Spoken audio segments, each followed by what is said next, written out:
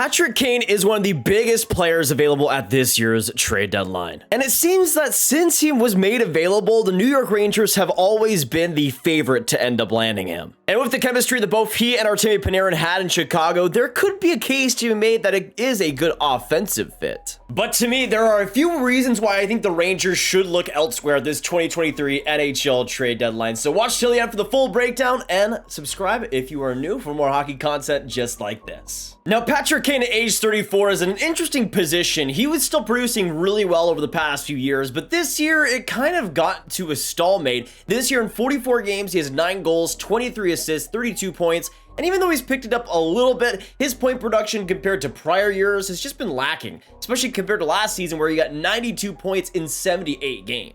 But even though I do think he's slipped back a little bit this season, this is still a guy that I think if he's on a top 6 on a playoff team, especially on the power play, he's still going to do great things. He still has amazing talent and still offensively has a lot to bring. And for the Rangers, I mean, I think they would take him if they could get him, but the problem is that price just might be too much. Now, when we take a look at what it could potentially take for the Rangers to get Patrick Kane back from Chicago, we got confirmation from Frank Savelli about what that trade package could ultimately look like. And for any team trying to get Patrick Kane, it would have to start with a first-round pick, another pick on top of that, and a top prospect, which for the Rangers, there's only a few there that I could really see being really interesting for the Chicago Blackhawks. But for what this trade could actually look like, it'll probably be the Rangers first round pick, though maybe the Stars conditional one is there as well.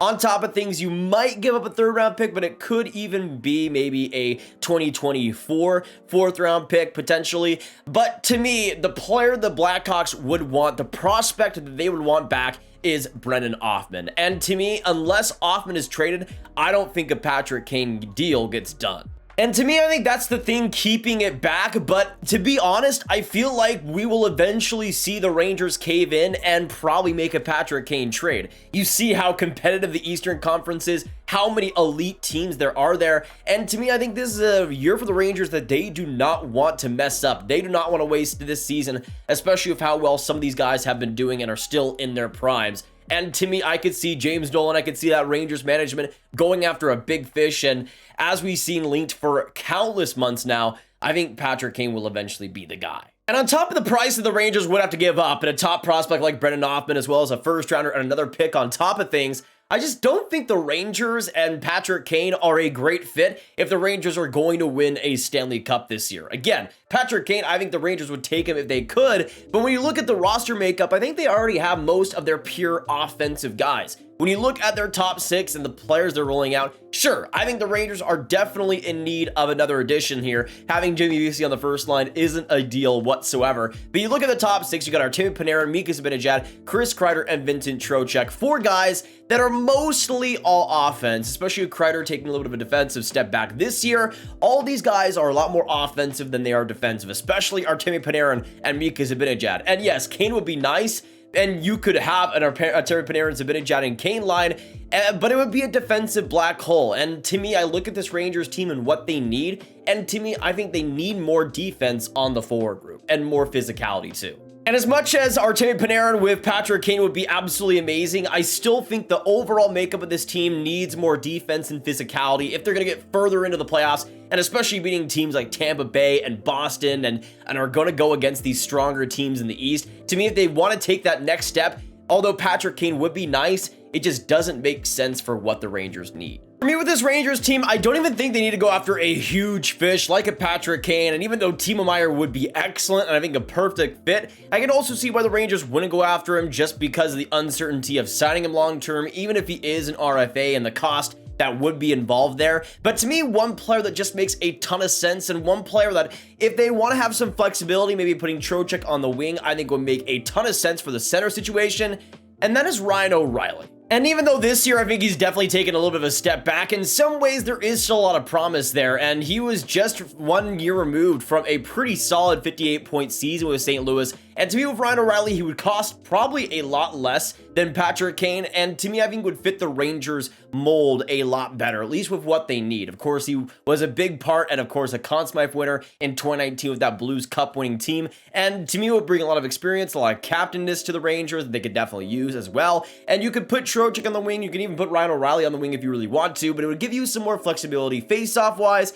as well as just giving you more responsibility defensively on that top six, which to me is just what the Rangers need right now. But to me, one thing the Rangers should prioritize is making Igor Shesterkin's job way better, and to me, Ryan O'Reilly definitely does that. If you're going to trade for Patrick Kane, it's only going to really exacerbate those defensive issues in the forward group and have even more pressure on the players of guys like Trocheck and Jimmy Vesey and Filipino and Capo Caco, who can play, I guess, more defensive when they need to, but this would allow the Rangers and that top six to have way more flexibility, to be less concerned about the defensive side of the game, which in the case of players like Artemi Panarin, I think is a good thing for them. And even though Ryan O'Reilly might not be the player he once was, he can still chip in a very big way. And I think if he's on a new team, if he's on a much better team than St. Louis, and he's given that opportunity to go on another cup run, I think he's going to come up, he's going to use that opportunity and come up in the big moments for the Rangers. And he might not be as electrifying as a Patrick Kane addition, but to me, that would be the kind of move that I would want the Rangers to make.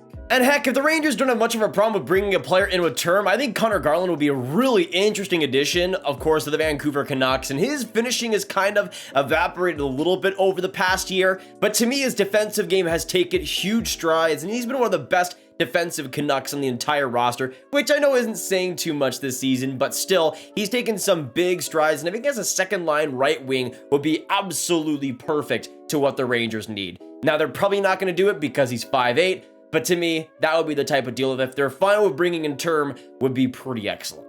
But also, Connor Garland makes $4.9 million for the next 3 seasons after this, and that might honestly be the biggest reason why it doesn't happen. But the Rangers have so many options at this year's trade deadline, and even though I don't think Patrick Kane will be the perfect player to bring on, if he is brought on, I think he would still be excellent for that power play and excellent alongside players like Artemi Panarin and Mika Zibanejad. The problem is, I just don't think that you're going to have this contending Stanley Cup winning team when you have so many parts of the offense that are defensive black holes. And to me, I think we've seen with teams countless times that you need to have a well-rounded roster. And to me, I think the Rangers, that should be the ultimate goal. Although the offense would certainly be nice and would certainly be crazy to watch, at the same time, when you're trying to beat teams like Tampa Bay and Boston, I just don't know if that strategy is going to be able to work out. But we'll see what happens with the New York Rangers. We'll see what they end up going for. Let me know in the comments down below what you guys think the Rangers should do this trade deadline. Should it be Patrick Kane? Should it be some other player? Let us know down below. What do you guys think about Ryan O'Reilly as well as a potential Rangers fit? Let us know what you guys think they'll do and what you guys think the trades could look like for them as well. Which players go back the other way?